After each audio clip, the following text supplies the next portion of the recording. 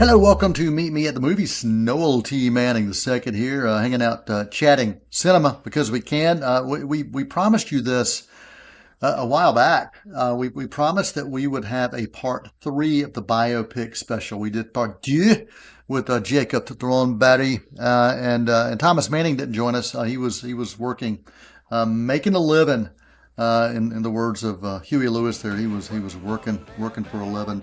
But we're glad that Thomas that you could join us, and we're glad you meet with us and spend time with us. And Jacob, always good to see you, man. Yeah, it's always good to be here. I'm glad that we got to do our trilogy of biopics. Exactly. Well, we will. We had a lot more time because Thomas wasn't here, but we do feel kind of obligated to allow Thomas to chime in because I think Thomas, did you join us for part one? You joined us for part one, right? Yeah, I was there for part Yeah. one. You're acting like I haven't seen y'all in like 3 months or something, but Well, it's kind of like any movie trilogy. Sometimes in those middle parts, you have characters that disappear and then they show back up. So you're showing back up for the finale. So we're happy that you're joining us, and for everybody out there who spends time with us, we really do appreciate it through C19 TV, and if you're listening to us through WGWG. Radio, we appreciate that as well. So, Thomas, let's dive in with your pick of biopics, films that kind of speak to you, and why. What's first on your list today? yes, I talk about a movie that is now 10 years old at this point, and it's 42, the Jackie Robinson story, and starring the late the great Chadwick Boseman. I think it was actually the first time I ever saw Chadwick on screen. And there's one moment from this movie it's always stuck with me. And I remember the first time seeing it, I think I was in seventh grade at that point. I went to see it with a couple friends of mine who were baseball players themselves and were, very much, just dedicated to the baseball, the baseball history, the baseball story. And so watching it with them was really interesting time. But one moment from this film that stuck with me, 10 years later. It's at the point where Jackie, he has made it to the league, but he's still really terribly mistreated by so many, from whether it's coaches or even teammates or, the opposition.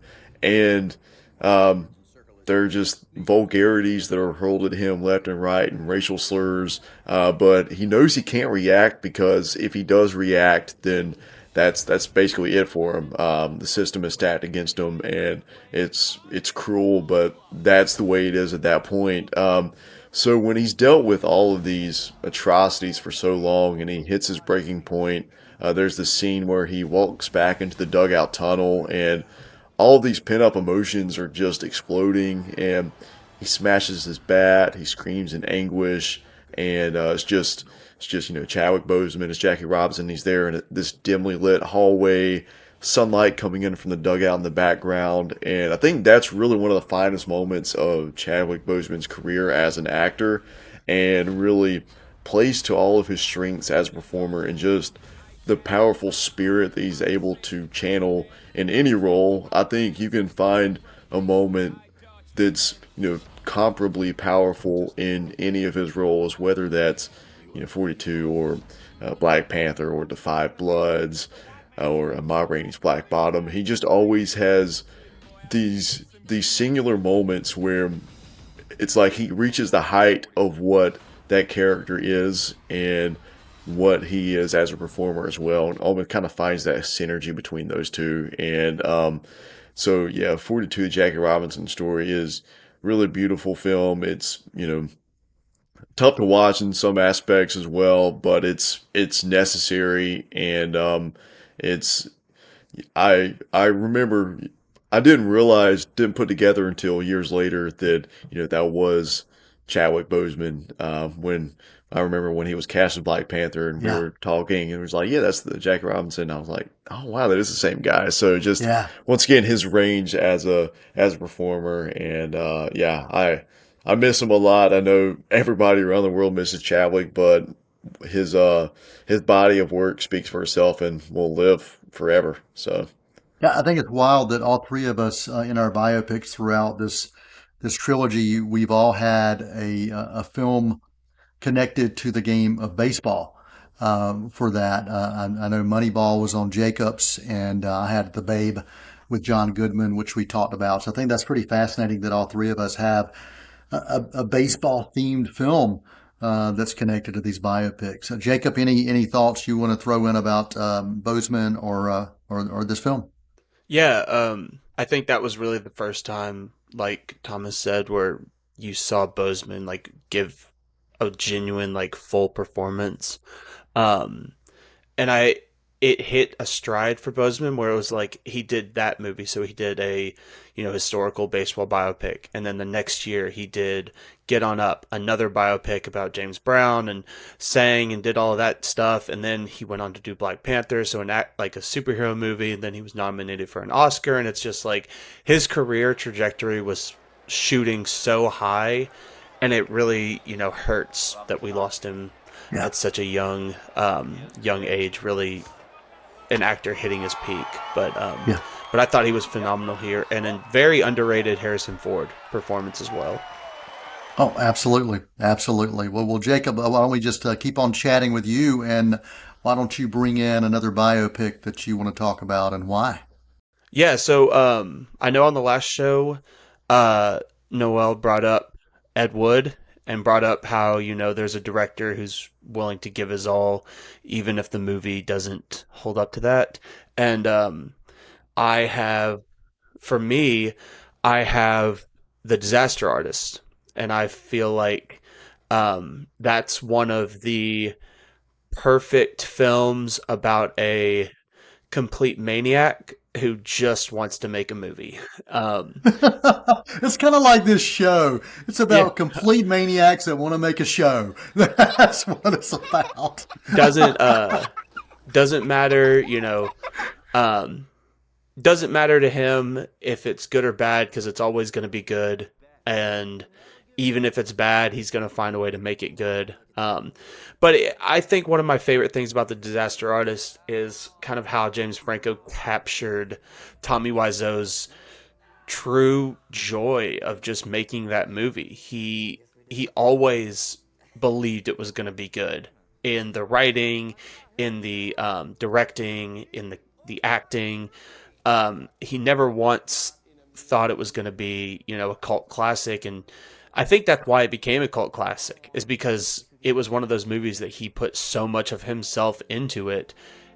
People kind of gravitated towards that. I mean, he kept it in theaters for 3 weeks, so it could have an Oscar run when it first released. Like, he was very, very confident in the movie, and I think The Disaster Artist, perfectly captures that, and it also pays homage to it with all of the, the chirp chirp chirp chirp chirp chirp chirp, chirp, all the like the little like scenes of like making the room, and it's just it really is just like it's like a love letter to a delusional somewhat genius. And yeah, I think it's great.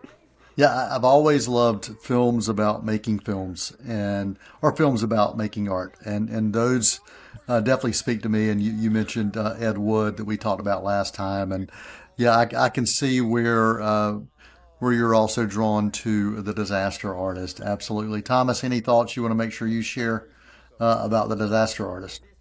Yeah, so confession time. I have neither seen The Disaster Artist nor The Room. So I know that those are. I mean, I know the Room. It's not. It's a masterpiece in the sense that it is an important historical moment in cinematic history. So I know I need to watch it just to say that I've seen The Room. And I guess I need to watch The Disaster Artist as well. But yeah, unfortunately, I don't have anything to add beyond that at this moment. Yeah, I think you just need to set up a double feature, Thomas, and just watch them both back to back. Watch The Room first, and then The Disaster Artist after that. It'll give you a deeper appreciation for cinema, for sure. Absolutely, for sure. Well, I'm going to talk about a film based on a true story that took place back in the 50s. The film was released in 1994. Robert Redford directed and produced a film called Quiz Show. And at the really kind of the beginning of the TV age in the 50s, really going back through the history of TV, if you look at game shows, they have always found a place and found success in television. And even today, especially daytime TV, you've got quiz shows or game shows that find audiences and people are drawn to them. And that was definitely the case here in the 50s. In this particular film, there's this guy that just seems to be a genius, comes from this really well-off family, and he's answering all of these questions, and he's just nailing it. And at some point, you find out that he ends up nailing it because some of the answers have been given to him, and it's all about ratings. And even today, it's all about ratings on whether it's podcast, whether it's radio shows, TV shows, or films, all about the ratings. What does the audience think? What are the critics thinking about it? And so that was even true back in this early days of television. Just a really phenomenal film with an incredible cast. Scorsese had some small roles in this as well, supporting roles. Mira Sorvino, Rob Morrow in this, Ray Fiennes. It was a film that got some love during awards season.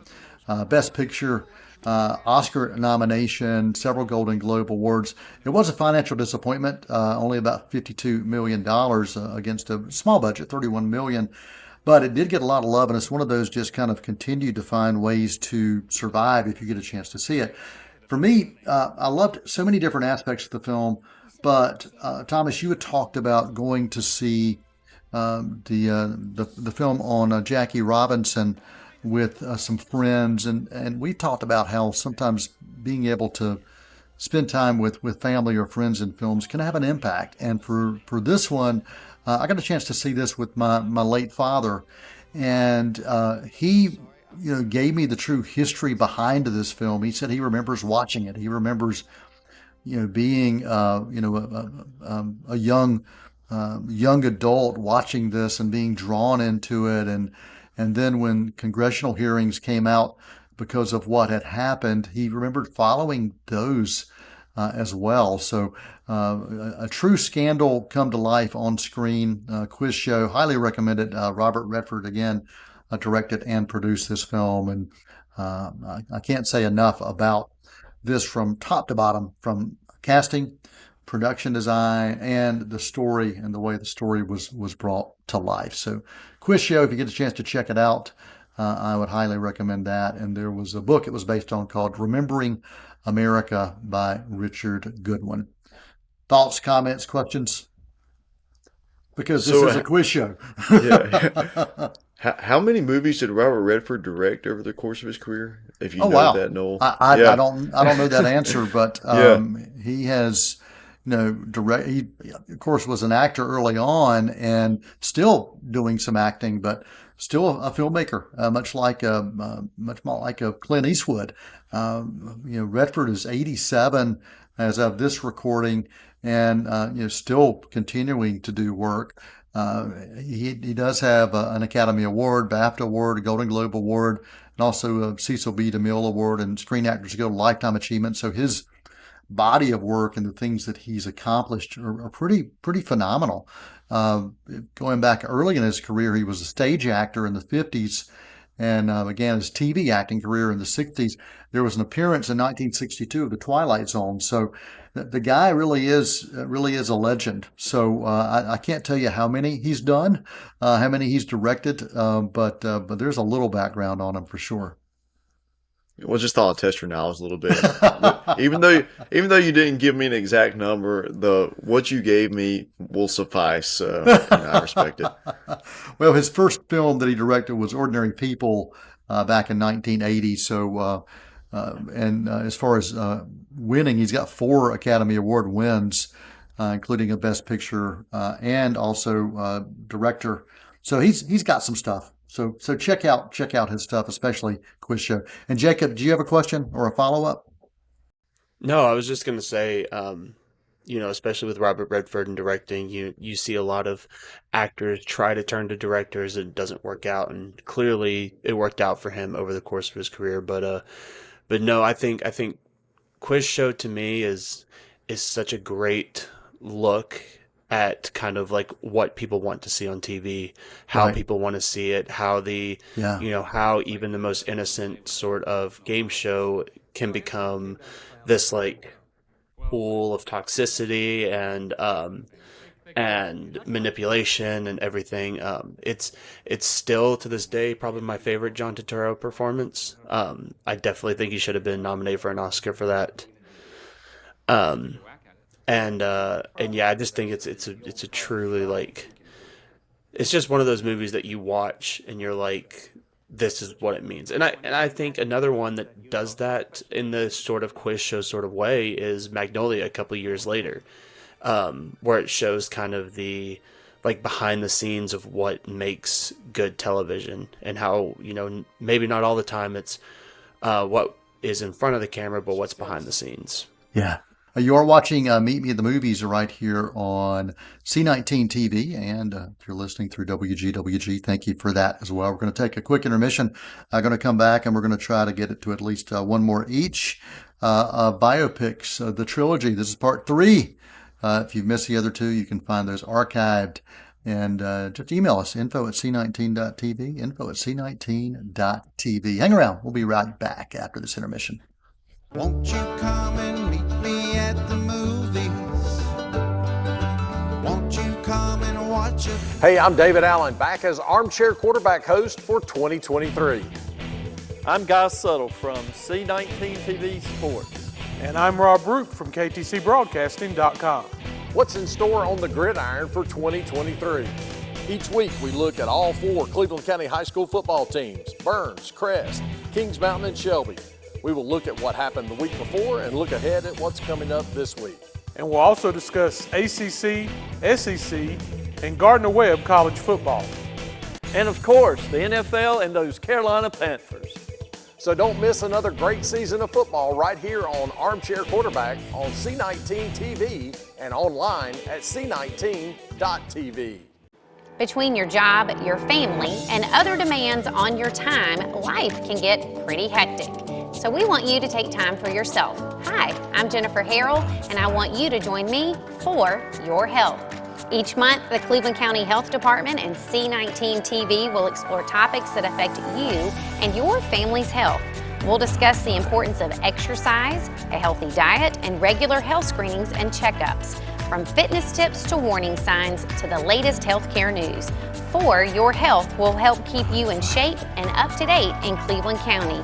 We want you to be your best, so join us each month for Your Health, right here on Spectrum Cable and online, c19.tv. Won't you come and meet me at the movies?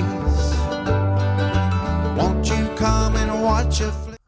Hello, welcome back to Meet Me at the Movies. Noel T. Manning II here, hanging out with Jacob Throneberry and Thomas Manning. That's Sir Thomas Manning. He was recently knighted from the Lego Kingdom, so we're really happy for that. So congratulations, Thomas. Welcome. We're glad you decided to join us because you could be off playing with your Legos back in Legoland. So, man, we are talking biopics right here on Meet Me at the Movies. And if you are watching this and you're like, wait, haven't you guys already talked biopics like twice? Yeah, we have. But it's a trilogy. And we told you that if you watch part 2. So this is the third and final installment. And we may come back with a special one-off down the road if we don't get to the rest of ours, which I know we want. But Thomas, you during the intermission, you were saying kind of game time decision on what your next pick was going to be because you've got a couple. So what is it going to be, man? Is it going to be a movie about a con artist or something else? I think I am going to stick with Catch Me If You Can, the Steven Spielberg film from 2002. And this is based on the life and the cons and crimes of Frank Abagnale Jr. And although we recently found out that he might have been stretching the truth a little bit, or maybe even straight up lying about some of the stuff in the book that it was based on, basically his memoir. But hey, he's a con man, so maybe the most impressive con the whole time was convincing us that he did all this stuff. And it's a great, really incredible cat and mouse type type story between a young Leonardo DiCaprio, who plays Frank Abagnale Jr., and then Tom Hanks, who is the lead investigator trying to track this guy down. And I think Hanks, since I guess maybe the early 2000s, he's found a way to play like the same age for the past 25 years. This man who isn't not quite old, but he still feels kind of world weary and feels like he's been through a lot, and he's just trying to find some sort of rest, I guess. And I think Hanks is hey, so he's real. I think that just speaks to Hanks's talent as an actor. But looking more to this movie, a lot of the film is really sad and really lonely, but Spielberg still finds a way to make it feel fun and breezy most of the time without sacrificing the heavier moments. And I think that's Spielberg. He's the GOAT. So yeah, Catch Me If You Can. It's one of my favorites. And anytime we got to talk about biopics, it's one of them I got to mention. So Yeah, and it's a film that just that has a heck of a lot of fun within it as well. And so yeah, I love that film. Love that film. Jacob, any thoughts before you dive into your next one, man? Yeah, no, I echo everything you guys have said. I think it's a great Leonardo DiCaprio performance, and it's one of those things where it's like, even if he is stretching the truth, there's still some truth behind it, and that's still as incredible as anything. So awesome. Let's dive into your next one, man. What have you got on your list?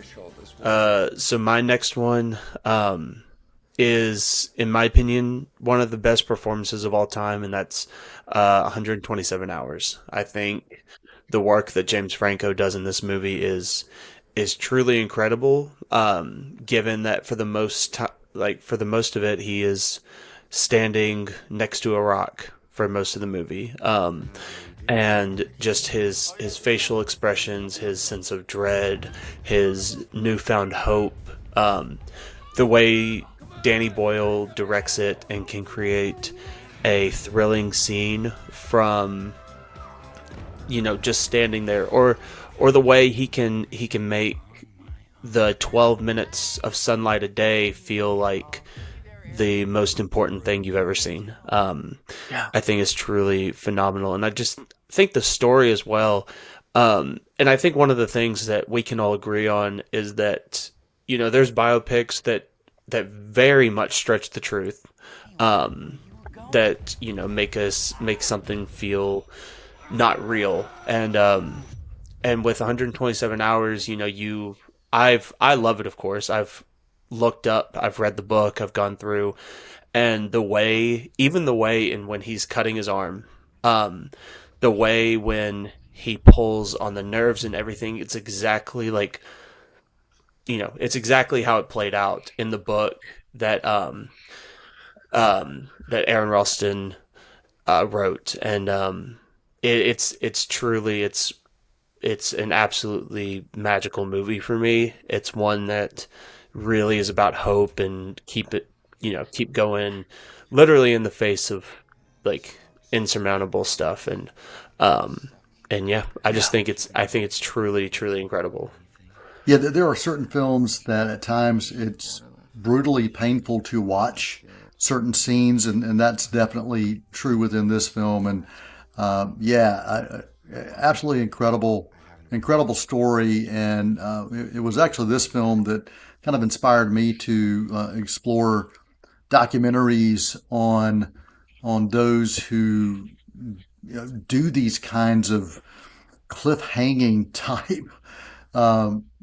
type excursions on a regular basis, and just I became incredibly fascinated with that after that. Thomas, any thoughts you want to make sure you share on this film, 127 Hours? This is another one that I haven't seen, unfortunately, but Noel, you mentioned some of these documentaries about endurance athletes and people who do basically death-defying things. One of my favorites in that category would be Free Solo, the Alex Honnold story, the free solo climb of El Capitan, and pretty much anything with Alex Honnold or anybody in his kind of sphere. Though I instantly gravitate toward those. So I guess I really need to check out 127 Hours as well. Yeah, Free Solo, one of my favorite films of any genre of all time. Just absolutely phenomenal. Jacob, you were on a kind of a Franco kick this episode. I'm on a Redford kick. I'm going to go back to 1969. One of the first Westerns that I ever remember seeing was Butch Cassidy and the Sundance Kid with Robert Redford and Paul Newman. And this is one that it was interesting. It had a mixed response when it was released, but yet ended up becoming this legendary film, loosely based on Butch Cassidy and the Sundance Kid, of course, named after this infamous duo that train robberies and bank robberies. And when you had the A-listers of people like Paul Newman and Robert Redford, pretty amazing. But when you think about those who were tied to this and ended up passing on it, like Steve McQueen, Warren Beatty, and Jack Lemmon, were all connected to this film before it happened, and then they decided to do other things. Now I can't think about Robert Redford or Paul Newman without thinking about this just iconic film. And my grandfather, who was a huge lover of the Western, I remember talking to him about this film and talking to him about the Wild West. And again, one of those connections that I'll remember because of family and family connection. So Butch Cassidy and the Sundance Kid, if you haven't seen it, highly recommend it. There is, one music video sequence that I could have done without in this, but other than that, a really stellar film. So if you haven't had a chance, highly recommend Butch Cassidy and the Sundance Kid. Was written by William Goldman as well, and it's listed as on Heroes and Villains. If you're going to look at AFI, it's on their top 100 list of greatest heroes and villains as portrayed in film. So, got a minute. Any thoughts, comments, questions you want to make sure you guys air before we wrap things up? I'm just kind of offended that you disrespected the raindrops keep falling on my head like that, Dad. You're just like, a little music video I could have done without. No, hey, that's classic. That is a massively important moment. Hey, love the song, love B.J. Thomas, love that guy, but in this film it just kind of like, what? So, all right, but I'll give it to you. You're right. It's a legendary song, but didn't do a lot for me, man. Didn't do a lot for me. Well, we do appreciate everybody spending time with us right here on Meet Me at the Movies for part 3 of the trilogy. Part 3 of the Biopic special. This is the complete trilogy. You can catch the others on archives, and if you need those archives, just email info@c19.tv. And appreciate you guys. Jacob, always good to see you. Welcome to North Carolina. Appreciate you guys. Thanks for joining us. Until next time for Meet Me at the Movies, for Jacob and for Thomas, I'm Noel T. Manning II. That's a wrap. Next time we see you, we'll gladly fill you in. We'll tell about the happy and the sad ones. We'll talk about the good ones and the bad ones. Many films to view till we meet again.